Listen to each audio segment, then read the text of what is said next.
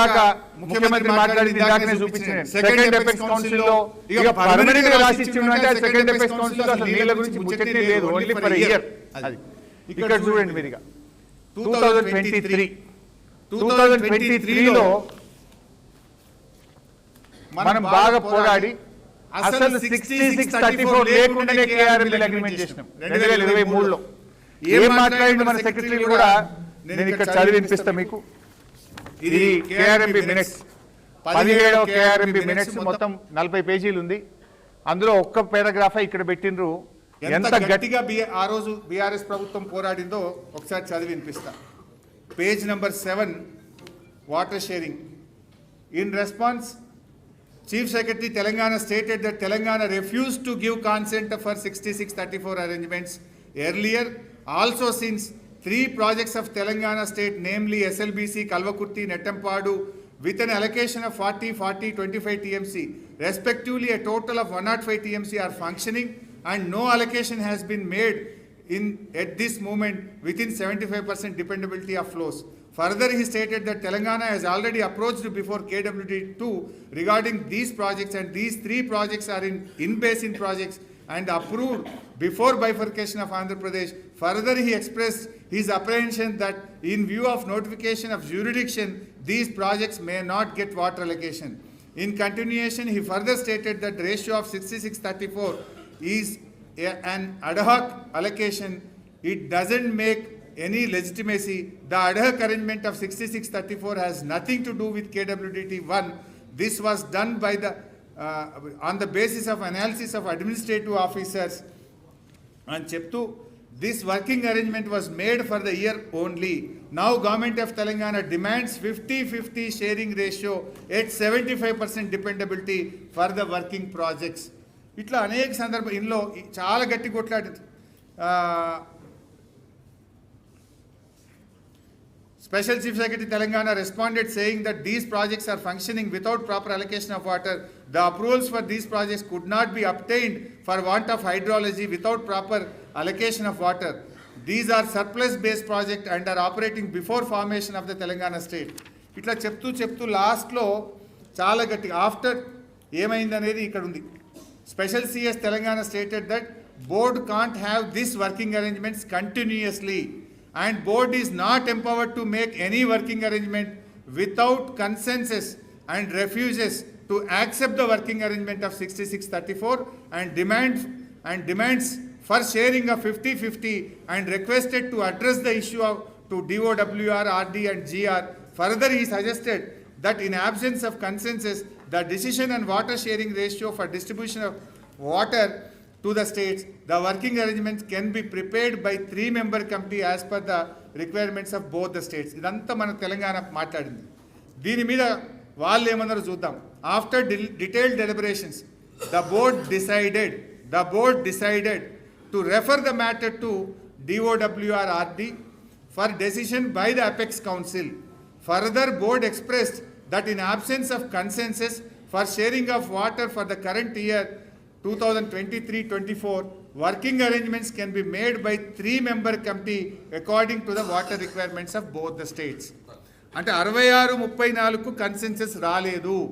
ఈ విషయాన్ని అపెక్స్ కౌన్సిల్కు పంపిస్తున్నాము.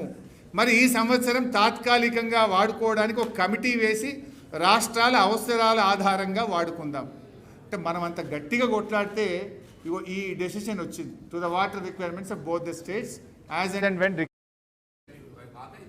అంటే 2023లో అసలు 66-34 లేకుండానే కేఆర్ఎంబీ అగ్రిమెంట్ చేసింది.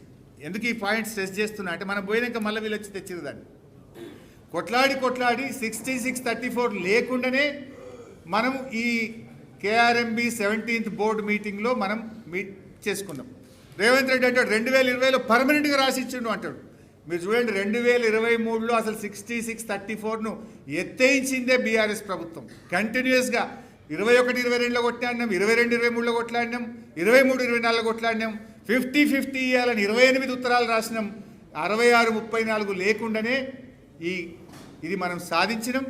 అపెక్స్ కౌన్సిల్కు మ్యాటర్ రెఫర్ అయింది. ఇప్పుడు చూడండి 25 మనం పోయి కాంగ్రెస్ ప్రభుత్వం వచ్చింది. కాంగ్రెస్ ప్రభుత్వం ఏం చేసింది? ఇది వాళ్ళు చేసుకున్న agreement. After detailed deliberation, the board decided that sharing of water between both the states may be followed 66-34 for the current water year 24-25. 66-34 చేసుకున్నారు అని మన మీద మాట్లాడినరా? మరి మీరెందుకు చేసుకున్నారు? మీ ప్రభుత్వం వచ్చినాక ఎందుకు చేసింది?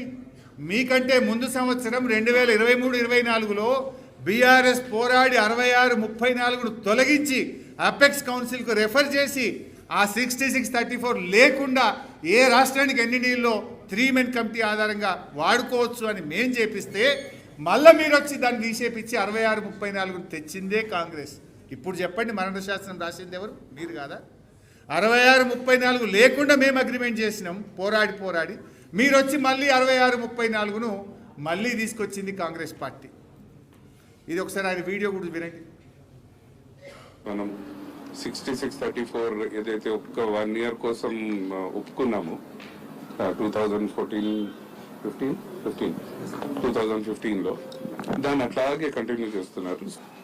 ఎట్లాగో ఇప్పుడు KWDT2 ఉంది కాబట్టి దాని టర్మ్స్ ఆఫ్ రిఫరెన్స్లో ఈ అలొకేషన్ ఆఫ్ వాటర్స్ ఉంది. ఆ అలొకేషన్ ఆఫ్ వాటర్స్ డిసైడ్ అయ్యేంత వరకు రిజిస్టర్డ్ అవుతాట 66-34 అవ్వకూడదు అని. బట్ అది అయ్యేంత వరకు అట్లీస్ట్ 50-50 అన్న చెయ్యండి అని మనం ఆల్రెడీ రాసున్నాం.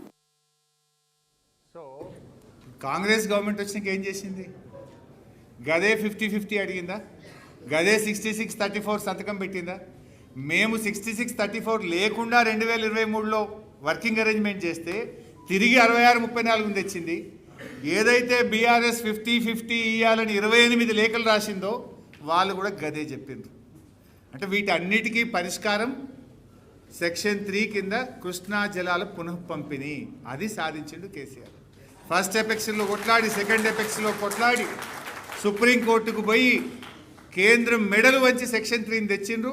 ఇంకో 6 నెలల సెక్షన్ 3 కింద మన రాష్ట్రానికి మినిమం తక్కువ 500-600 టీఎంసీల నీళ్ళు వస్తాయి. అది దీని పరిష్కారం. మరి ఇంతకాలం మీరు చెప్పేదంతా సొల్లే కదా. ఇక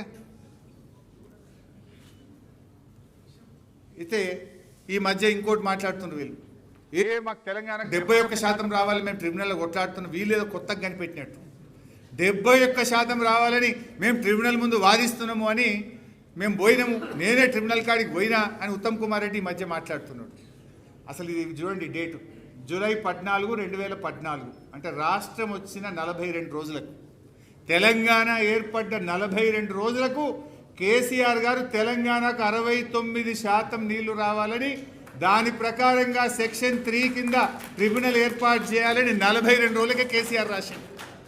రాష్ట్రం వచ్చిన 42 రోజులకు కేసీఆర్ రాస్తే వీళ్ళేదో కొత్తగా కనిపెట్టినాం, మేమేదో ఇప్పుడు 70 అడుగుతున్నాం, 71 అడుగుతున్నాం, మేము ట్రిబ్యునల్కి పోయినాం, వీళ్ళేదో కనిపెట్టినట్టు చెప్తున్నారు.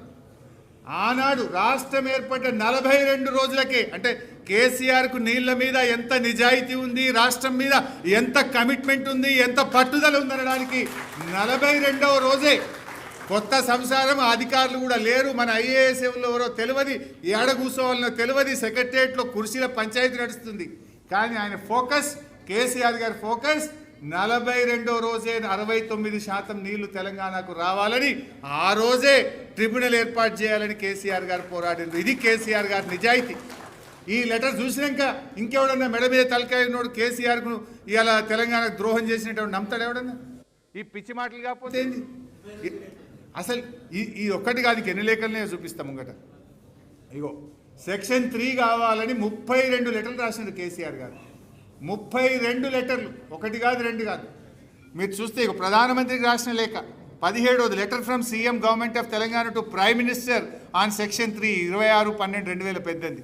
Letter from chief minister to Telangana ministry of MOJS on section 3 and various aspects. ఇట్లా చూడండి, మీరు 2014 నుంచి 32 లెటర్లు రాసినాం సెక్షన్ 3 కోసం.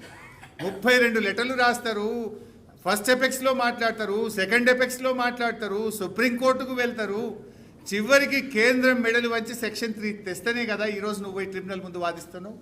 అసలు అది లేకపోతే మీరు కాంగ్రెస్ రాసిన మరణ శాసనం 299లో ఇలా ఆగమైపోదు. దాని నుంచి బయటకు తెచ్చి ఇవాళ కృష్ణలో మనకు ఒక 600 టీఎంసీలు రావడానికి ఆనాడు తెలంగాణ రాష్ట్రం తెచ్చి కేసీఆర్ ఎంత మేలు చేసిండో ఇవాళ సెక్షన్ 3ని సాధించి తెలంగాణకు అంత మేలు చేసిన నాయకుడు మన కేసీఆర్ గారు. అంటే అంత ఇంపార్టెంట్ అది. అసలు ఆ సెక్షన్ 3 అనేది మామూలు విషయం కాదు. ఈ సెక్షన్ 3కి సరే ఇందాక నేను చెప్పింది ఈ ఫస్ట్ ఎపెక్స్ కౌన్సిల్లో సెక్షన్ 3 ఇంకెప్పుడు ఇస్తారు అని కేసీఆర్ గారు మాట్లాడింది. ఇగో సెకండ్ ఎపెక్స్ కౌన్సిల్లో ఎన్ని రోజులు ఇంకా 7 ఏళ్ళు అయింది మా తెలంగాణ, మా హక్కు, మీరు ఎప్పుడు వేస్తారు ట్రిబ్యునల్ అని చెప్పి సెకండ్ ఎపెక్స్ కౌన్సిల్లో కేసీఆర్ గారు మాట్లాడింది. ఇవి నేను ఉట్టిగా మాట్లాడతలేదు. ఫస్ట్ ఎపెక్స్లో మాట్లాడింది, సెకండ్ ఎపెక్స్లో మాట్లాడింది. ఇంత పోరాటం చేస్తే ఆ సెక్షన్ 3 వచ్చింది. బీజేపీల కథ కూడా ఒక్క నిమిషం మాట్లాడుకోవాలి. అసలు ఈ సెక్షన్ 3 ఎవరు వేయాలి? రాష్ట్రం ఇస్తే కేంద్ర ప్రభుత్వం ఇవ్వాలి. ISRWD యాక్ట్ ఏం చెప్తుందంటే ఏదైనా ఒక రాష్ట్రం కంప్లైంట్ చేస్తే ఏడాదిలోగా పరిష్కరించాలి, పరిష్కరించలేకపోతే వితిన్ 1 ఇయర్ ట్రిబ్యునల్ వేయాలనేది చట్టం, భారత రాజ్యాంగం. కానీ ఇక చూడండి, మనమేమో 2014 రాష్ట్రం ఏర్పడ్డ 42 రోజుల్లో కంప్లైంట్ ఇచ్చాం. కానీ కేంద్రం పట్టించుకోకపోతే మనము ఇక్కడ 2 సార్లు మాట్లాడినాం. ఇంటర్స్టేట్ మీటింగ్స్లో ఫస్ట్ ఎపెక్స్ కౌన్సిల్లో మాట్లాడినాం. దెన్ ఇంకా ఏడాది దాటినాక మనం చూడండి ఎంత కేసీఆర్ గారు ఎంత నిజాయితీగా పోరాడడానికి 14 రాష్ట్రం ఏర్పడ్డ 42 రోజుల్లో కోర్టులో కేసు వేశారు. ఏడాదిలోగా పరిష్కరించాలి. ఏడాది దాటినప్పుడు 11/8/2015 కరెక్ట్గా విత్ ఇన్ డేస్ ఒక్క రోజు కూడా వేస్ట్ చేయకుండా కేంద్రం 1 ఇయర్లో పరిష్కరించకపోతే 2015 ఆగస్టులో మళ్ళీ సుప్రీంకోర్టుకు పోయినారు. సుప్రీంకోర్టులో పోరాడినాం. ఇక్కడ ఫస్ట్ ఎపెక్స్ కౌన్సిల్లో మాట్లాడడం జరిగింది, సెకండ్ ఎపెక్స్ కౌన్సిల్లో మాట్లాడినాం.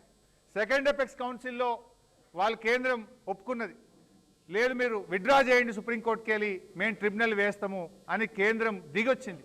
దిగొస్తే వెంటనే మళ్ళీ విత్డ్రా పిటిషన్ 9/6/2021 కేసీఆర్ గారు విత్డ్రా పిటిషన్ వేసినారు. సరే, విత్డ్రా పిటిషన్ వేసిన తర్వాత కూడా సుప్రీంకోర్టులో 4 నెలలు పట్టింది. 6/10/2021 మన విత్డ్రా పిటిషన్ అయిపోయింది, అంటే సుప్రీంకోర్టు ఆమోదించింది. చూడండి, 2 ఏళ్ళు తీసుకున్నారు. ఎపెక్స్ కౌన్సిల్లో మీరు విత్డ్రా చేయండి, వెంటనే మీకు ట్రిబ్యునల్ వేస్తామన్న బీజేపీ ప్రభుత్వం 6/10/2021 మనం సుప్రీంకోర్టులో విత్డ్రా చేస్తే మళ్ళీ ఎన్నికల ముందు రాజకీయ లబ్ధి కోసమో ప్రజల్లోకి వెళ్ళలేమనో ప్రజలు నిలదీస్తారనే భయంతో కేసీఆర్ ఒత్తిడితోని కరెక్ట్గా 6/10/2021 సుప్రీంకోర్టులో విత్డ్రా చేస్తే 6/10/2023 నాడు సెక్షన్ 3 ఏర్పాటు చేస్తూ ఆ రోజు గెజిట్ నోటిఫికేషన్ ఇచ్చిండ్రు. ఇప్పుడు చెప్పండి కేసీఆర్ గారు ఎంత నిజాయితీగా పోరాడినరో దీన్ని చూస్తే ఎవరికైనా అర్థం కాదా? రాష్ట్రం ఏర్పడ్డ 42 రోజులకు కంప్లైంట్ ఇచ్చారు. ఏడాదిలోగా పరిష్కరించకపోతే ఏడాది నిండిన కొద్ది రోజుల్లోనే సుప్రీంకోర్టు పోయిండ్రు. ఫస్ట్ ఎపెక్స్లో మాట్లాడినరు, సెకండ్ ఎపెక్స్లో మాట్లాడినరు. కేంద్రం మాట ఇస్తే విత్డ్రా చేసి పిటిషన్ వేస్తే మళ్ళీ 2 ఏళ్ళు టైం తీసుకొని లాస్ట్కు మనము ఆ సెక్షన్ 3ని సాధించినాం. ఎందుకు ఈ ప్రయత్నం అంతా? 299లో మనం బతకలేం. 299 మనకు సరిపోదు. మన పాలమూరు కట్టాలన్నా, దిండి కట్టాలన్నా, మన కృష్ణా నది ప్రాంతంలో ఉన్న నల్లగొండ, మహబూబ్ నగర్, రంగారెడ్డి, ఖమ్మంకు నీళ్లు రావాలంటే మనం సెక్షన్ 3 కింద కృష్ణాలో 600 టీఎంసీలు తేవాలని ఒక నిజాయితీతో, నిబద్ధతతో కేసీఆర్ గారు ప్రభుత్వం చేసినటువంటి కృషికి ఈ లెటర్లు, ఈ ప్రయత్నమే ఒక సజీవ సాక్ష్యం. This the gazette notification. ఎప్పుడు వచ్చింది? ఇక్కడ ఉంది మీకు. ఇది కేసీఆర్ గారు సాధించిన గెజిట్. ఉమ్మడి రాష్ట్రంలో చూస్తే ఇది 298 కేటాయింపులు. వాడింది ఎంత అంటే వీళ్ళు కేవలం 113. ఆనాటి కాంగ్రెస్ పాలనలో తెలంగాణ రాష్ట్రం వచ్చే వరకు ఆనాడు కృష్ణా నది ప్రాంతంలో వాడిన నీళ్ళు ఎంత అంటే కేవలం 113 టీఎంసీలు మాత్రమే. ఇది కాంగ్రెస్ పీపీటీ. ఇది ఒక్కసారి చూడండి మీరు దయచేసి. మొన్న ఉత్తమ్ గారు మాట్లాడుతూ కాంగ్రెస్ వచ్చినాక మేము 286 టీఎంసీల నీళ్లు మేము వినియోగించాము, అత్యధికంగా వాడినాము అన్నాడు. దీని సంగతి బయట పెట్టా నెక్స్ట్ స్లైడ్లో మీరు చూడండి. అత్యధికంగా కాదు, తెలంగాణ ఏర్పడ్డ తర్వాత కృష్ణా నదిలో అతి తక్కువ నీటి వినియోగం చేసిందే కాంగ్రెస్ పార్టీ 2024-25. ఎందుకంటే నదిలో నీళ్ళు ఎన్ని వచ్చినాయి, వచ్చిన నీళ్ళలో తెలంగాణ ఎంత వాడింది, ఆంధ్ర ఎంత వాడింది అనేది లెక్క. మీరు చూస్తే తెలంగాణ 2014 నుంచి చూస్తే 30%, 35, 45, 33, 29, 29, 30, 36. ఇక కాంగ్రెస్ ఎంత వాడిందంటే 28.49%.